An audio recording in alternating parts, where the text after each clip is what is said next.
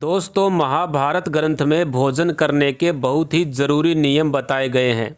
अगर कोई मनुष्य इन नियमों का पालन करते हुए भोजन करता है तो उसे आरोग्य के साथ साथ सुख, वैभव और लक्ष्मी की प्राप्ति भी होती है।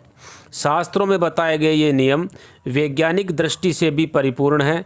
नियमानुसार भोजन करने पर मनुष्य सभी देवी देवताओं का आशीर्वाद प्राप्त करता है। आप भी इन नियमों का पालन जरूर करें। तो चलिए जानते हैं कि भोजन करने के क्या क्या नियम ग्रंथों में बताए गए हैं। लेकिन उससे पहले अगर आपने हमारा चैनल अभी तक सब्सक्राइब नहीं किया है तो इसे सब्सक्राइब कर लीजिए। साथ ही वीडियो को लाइक और शेयर करना ना भूलें। भोजन करने का सबसे पहला नियम, भोजन करने से पहले इन 5 अंगों को अच्छे से धोना चाहिए।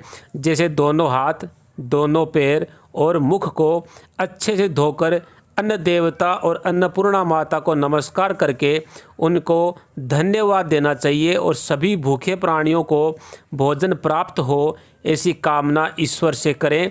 तत्पश्चात भोजन ग्रहण करें। भोजन बनाने वाली महिलाओं को स्नान करके शुद्ध मन से ही रसोई घर में भोजन बनाना चाहिए।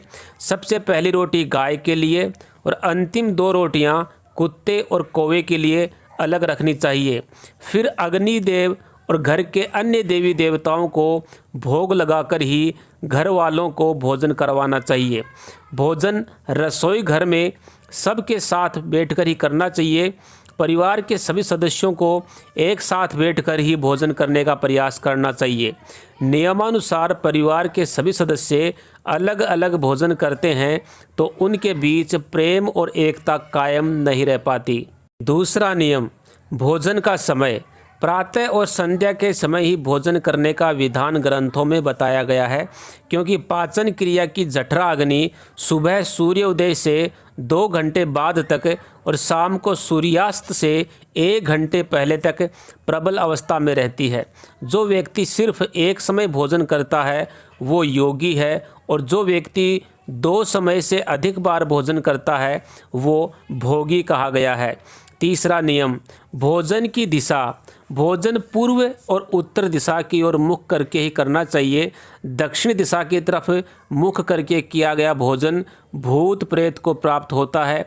पश्चिम दिशा की तरफ मुख करके किया गया भोजन शरीर में रोगों की वृद्धि करता है। चौथा नियम, ऐसी अवस्था में भोजन बिल्कुल ना करें। चारपाई पर बैठ करके या बिस्तर पर बैठ करके, खड़े होकर के या चलते चलते भोजन नहीं करना चाहिए। टूटे फूटे बर्तनों में भी कभी भोजन नहीं करना चाहिए। मलमूत्र का वेग होने पर भी भोजन नहीं करना चाहिए। गुस्सा, चिंता और लड़ाई झगड़े के माहौल में भी भोजन करना अनुचित माना गया है। पीपल और वट वृक्ष के नीचे बैठकर भी भोजन नहीं करना चाहिए। परोसे हुए भोजन की कभी निंदा नहीं करनी चाहिए। जूते पहनकर या सिर ढककर भी भोजन करना अनुचित माना गया है। आइए अब जानते हैं कि भोजन कैसा होना चाहिए। बहुत अधिक तीखा, बहुत अधिक मीठा या बहुत अधिक गर्म भोजन नहीं करना चाहिए। किसी के द्वारा जूठा छोड़ा गया या आधा खाया हुआ भोजन भी नहीं करना चाहिए। आधा खाया हुआ फल, मिठाइयाँ आदि फिर से नहीं खानी चाहिए। खाना छोड़कर उठ जाने के बाद तुरंत दोबारा भोजन नहीं करना चाहिए। कुत्ते या पशु द्वारा स्पर्श किया हुआ भोजन कभी नहीं करना चाहिए। रजस्वला स्त्री द्वारा परोसा गया भोजन करना भी शास्त्रों में अनुचित बताया गया है। मुख से फूंक मारकर ठंडा किया हुआ भोजन, बासी भोजन या श्राद्ध का निकाला हुआ भोजन करना भी अनुचित बताया गया है। बाल गिरा हुआ भोजन भी शास्त्रों में नियम के विरुद्ध बताया गया है। गुस्से में परोसा गया, कंजूस के द्वारा परोसा गया, वेश्या के हाथों से परोसा गया, अनादर युक्त अवहेलना करते हुए परोसा गया भोजन कभी ना करें। मांस मदिरा का धंधा करने वाले, ब्याज का धंधा करने वाले का भोजन कभी भी नहीं खाना चाहिए। अगला नियम कहता है भोजन के समय मौन रहें। रात्रि के समय भरपेट भोजन ना करें। भोजन के दौरान बोलना आवश्यक हो तो केवल सकारात्मक बातें ही करें।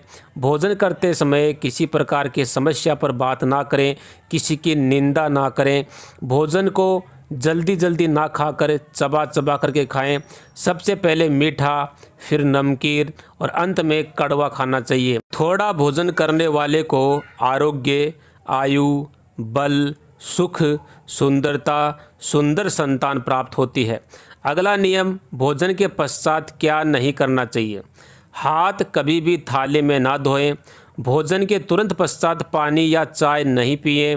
भोजन के पश्चात बैठना, दौड़ना, शौच करना या घोड़े की सवारी आदि नहीं करनी चाहिए। भोजन के पश्चात क्या करें।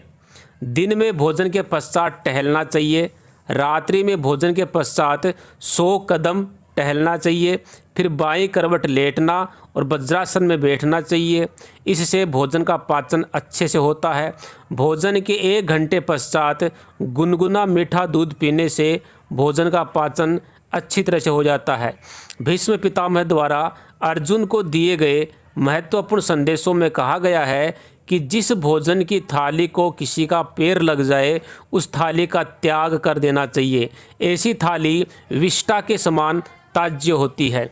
भीष्म पितामह कहते हैं कि भोजन के दौरान थाली में बाल आने पर उस भोजन को छोड़ देना चाहिए। बाल आने के बाद भी खाए जाने वाले भोजन से दरिद्रता का सामना करना पड़ता है। भोजन की थाली को अगर कोई लांग जाए, उसके ऊपर से निकल जाए, तो ऐसे भोजन को भी कभी ग्रहण नहीं करना चाहिए। ऐसे भोजन को कीचड़ के समान सोच करके छोड़ देना चाहिए। भीष्म पितामह ने अर्जुन को बताया कि एक ही थाली में भाई भाई अगर भोजन करे तो वो भोजन अमृत के समान होता है। ऐसे भोजन से स्वास्थ्य, धन धान्य और लक्ष्मी की वृद्धि होती है। भीष्म पितामह के अनुसार पति पत्नी को एक ही थाली में भोजन करना निषिद्ध माना गया है। भीष्म पितामह के अनुसार अगर पति और पत्नी एक ही थाली में भोजन करें तो ऐसी थाली मादक पदार्थों से भरी हुई मानी गई है। पत्नी को पति के भोजन करने के पश्चात ही भोजन ग्रहण करना चाहिए। ऐसा करने से घर में सुख, समृद्धि और धन में वृद्धि होती है। भीष्म पितामह ने सबसे अच्छा भोजन माँ के हाथ का बताया है। तो दोस्तों, ये थी वो महत्वपूर्ण बातें जो महाभारत ग्रंथ में बताई गई हैं। अगर ये जानकारी पसंद आई है तो चैनल को सब्सक्राइब करें, वीडियो को लाइक और शेयर करें, कमेंट में लिखें हर हर महादेव, जय श्री राम।